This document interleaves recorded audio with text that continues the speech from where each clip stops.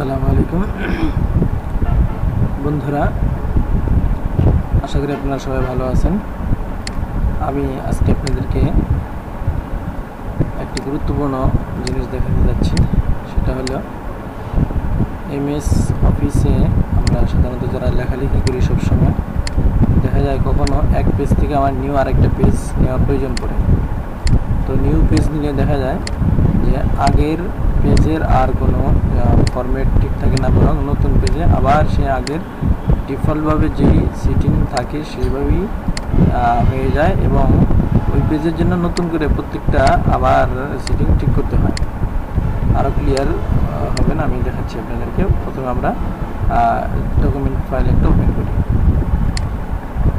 এখানে দেখেন এই ইন্টারফেসের মধ্যে দেখেন এই আমরা একটা ডকুমেন্ট ফাইল খুললাম। এখানে প্রথমে আমাদের লেখার জন্য, যেমন আমি চাচ্ছি বাংলা লিখতে, এখানে দেখেন বাংলা লেখার জন্য আমরা জানি সম্ভবত আগে ল্যাঙ্গুয়েজ ফন্ট চেঞ্জ করতে হয়। এখানে লেখা আছে টাইমস নিউ রোমান, অর্থাৎ যেটা ইংরেজির একটা ফন্ট, এবং ফন্ট সাইজ আছে 11। এর জন্য আমাকে প্রথমে ফন্ট চেঞ্জ করতে হবে। সত্যের নিয়ম যে বাংলার জন্য করলাম এবং এটাকে আমি 16 করে নিলাম। এখন আমি লিখব, যেমন লিখলাম আমাদের দেশের নাম বাংলাদেশ। তো এখন আমি মনে করেন এই পেজ লেখা শেষ, বা এই পেজে আমি আর কাজ করতে চাচ্ছি না, নতুন একটা পেজ নিয়ে কাজ করতে চাচ্ছি। তো এর জন্য আমরা শর্টকাট কি ব্যবহার করে থাকি, কন্ট্রোল এন। তো কন্ট্রোল এন দেওয়ার পরে দেখেন আমি আবার যদি বাংলা লিখতে চাই তাহলে দেখেন আবার সেই ইংরেজির ফন্ট টাইমস নিউ রোমান চলে আসছে এবং ফন্ট সাইজ 11 চলে আসছে। তো এইভাবে আমাকে এই পৃষ্ঠায় লিখতে হলে আবার আমাকে ফন্ট চেঞ্জ করতে হবে এবং সাইজও চেঞ্জ করে লিখতে হবে। আমি আবার এভাবে লিখতে পারি।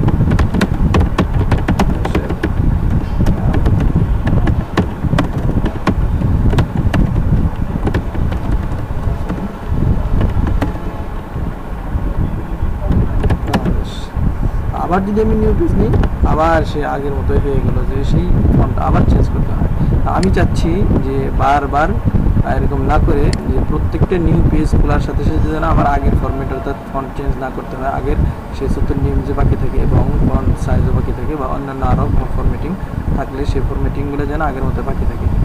তো এই জন্য আমাকে যে কাজটা করতে হবে, আমরা প্রথম পেজে চলে যাই। এটা আমাদের ডকুমেন্ট 2 দ্বিতীয় নম্বর, এই পেজে আমরা আসলাম।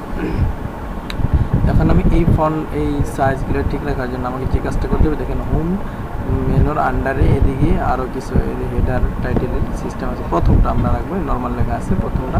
এখানে কার্সর রেখে মাউস পয়েন্টার রেখে আমরা রাইট বাটন ক্লিক করব।